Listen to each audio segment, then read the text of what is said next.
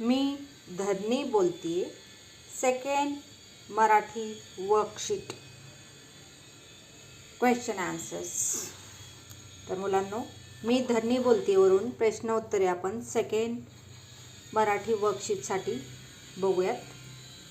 जे प्रश्न येणार आहेत ते पुढील प्रश्नांची उत्तरे लिहा. धरणीसाठी पाठात आलेले शब्द सांगा. हा प्रश्न येऊ शकतो. उत्तर लिहायचं आहे भू, भूमी, धरा, वसुंधरा. धरणी का रडत आहे?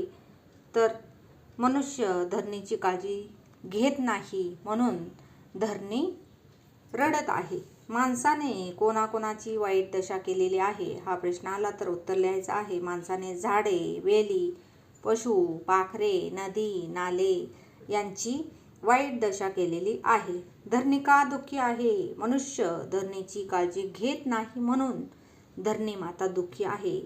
असे प्रश्नाचे उत्तर लिहायचे आहे. धरणी केव्हा हसेल? मनुष्य जेव्हा पर्यावरणाची काळजी घेईल तेव्हा धरणी माता हसेल. असे प्रश्नाचे उत्तर लिहायचे आहे. तर पुढचा प्रश्न असेल चर्चा करा. हा प्रश्न नसेल. प्रश्न असेल एका शब्दात उत्तरे लिहा. सर्वांचा भार कोण वाहते? तर तुम्हाला एकच शब्द लिहायचा आहे धरणी माता. पुढचा प्रश्न असेल आपण कोणाची काळजी घेतली पाहिजे? तर धरणीची. एवढाच शब्द तुम्हाला लिहायचा आहे. आणि मुलांनो, तुम्हाला अशाही पद्धतीचे प्रश्न येऊ शकतात. धरणी माता लिहिलेलं असेल, तुम्हाला इंग्लिशमध्ये धरणी मातेला काय बोलतात ते स्पेलिंग लिहायचं आहे. मदरलँड किंवा मग मदरलँड दिलेलं असेल आणि तुम्हाला मराठीमध्ये काय बोलतात हे लिहायला लागेल.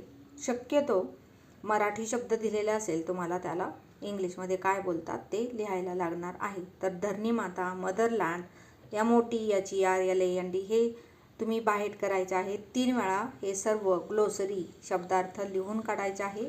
काळजी म्हणजे केअर, पशुपाखरे, ॲनिमल्स अँड बर्ड्स, पर्यावरण अँड एन्व्हायरमेंट, नदी, रिव्हर स्पेलिंग बाहेर करायचे आहेत, पाठ करायचे आहेत. 3 वेळा शब्द लिहिला की तुमचा नक्कीच पाठ होऊन जाईल. भार म्हणजे वेट, WEIGHT अशा पद्धतीने तुम्ही लिहायचं आहे. झाडे, वेली, ट्रीज अँड क्रीपर्स. वाईट दशा, बॅड कंडिशन, पृथ्वी, अर्थ.